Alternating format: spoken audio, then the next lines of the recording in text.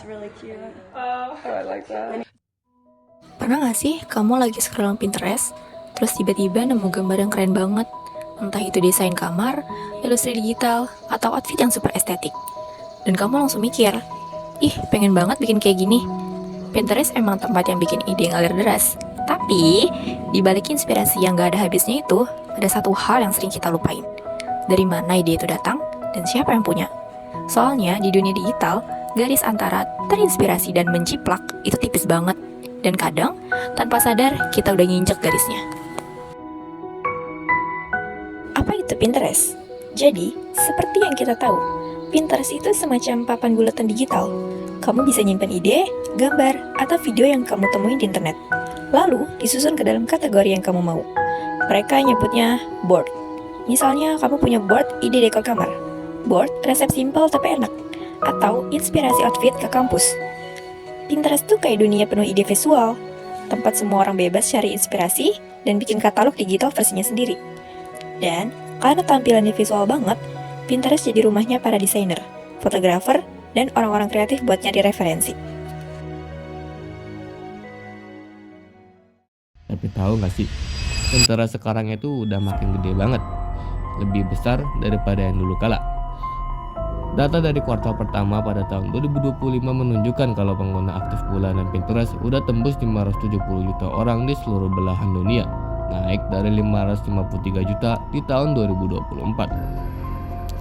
Nah, yang menarik, sekitar 70% pengguna Pinterest adalah perempuan, dan usia yang paling dominan itu adalah sekitar 18-34 tahun.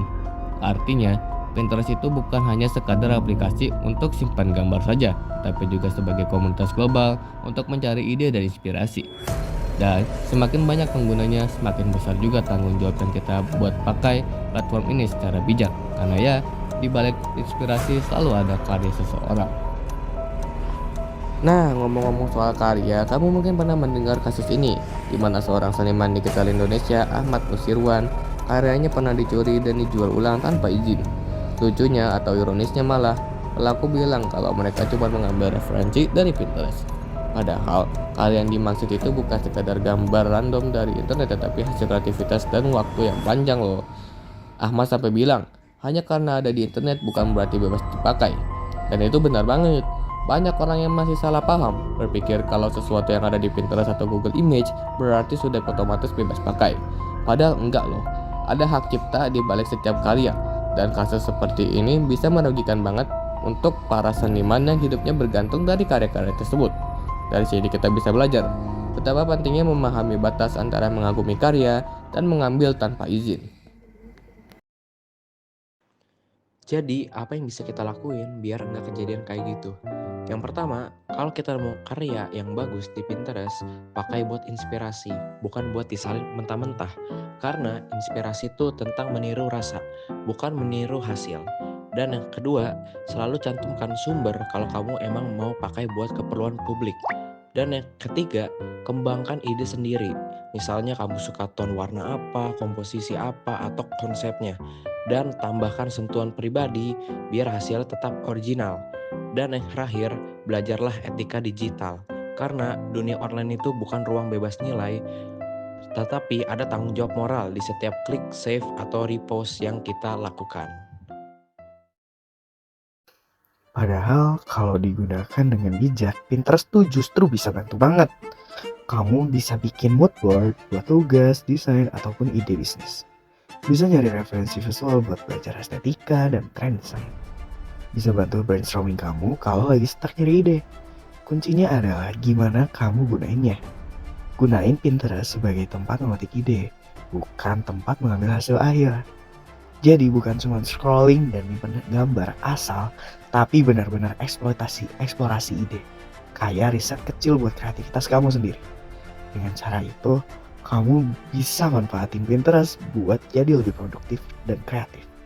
Bukan cuma jadi peniru. Dalam hukum Indonesia, tindakan menyalin karya orang lain tanpa izin termasuk dalam pelanggaran hak cipta sesuai Undang-Undang Nomor 28 Tahun 2014 tentang Hak Cipta. Sanksinya itu bisa berat, mulai dari denda ratusan juta hingga pidana penjara maksimal 4 tahun.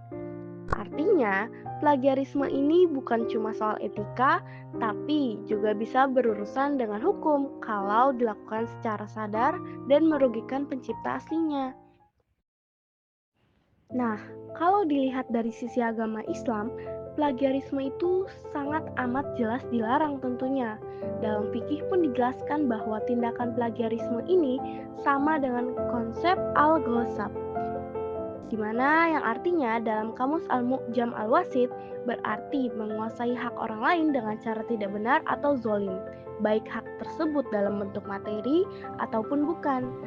Allah Subhanahu wa Ta'ala berfirman dalam Quran Surat Al-Baqarah ayat 188, dan janganlah sebagian kamu memakan harta sebagian yang lain di antara kamu dengan jalan yang batil. Artinya, segala bentuk pengambilan hak orang lain tanpa izin, termasuk hak cipta dan karya intelektual, hukumnya haram. Dan yang paling penting, dalam Islam menanamkan nilai kejujuran dan amanah. Dua hal yang harusnya jadi dasar setiap karya dan setiap ide yang kita hasilkan. Karena kalau kamu jujur dalam berkarya, hasilnya mungkin gak langsung akan besar atau famous, tapi berkahnya insya Allah akan lebih panjang. Jadi, sebelum kita klik save atau repost, coba deh pikir sebentar. Kalau itu karyamu, apakah kamu rela orang lain nyontek tanpa izin? Pinterest boleh jadi sumber inspirasi kita, tapi integritas itu tentunya sebagai sumber harga diri kita yang sudah seharusnya kita jaga. Masih yakin mau plagiat?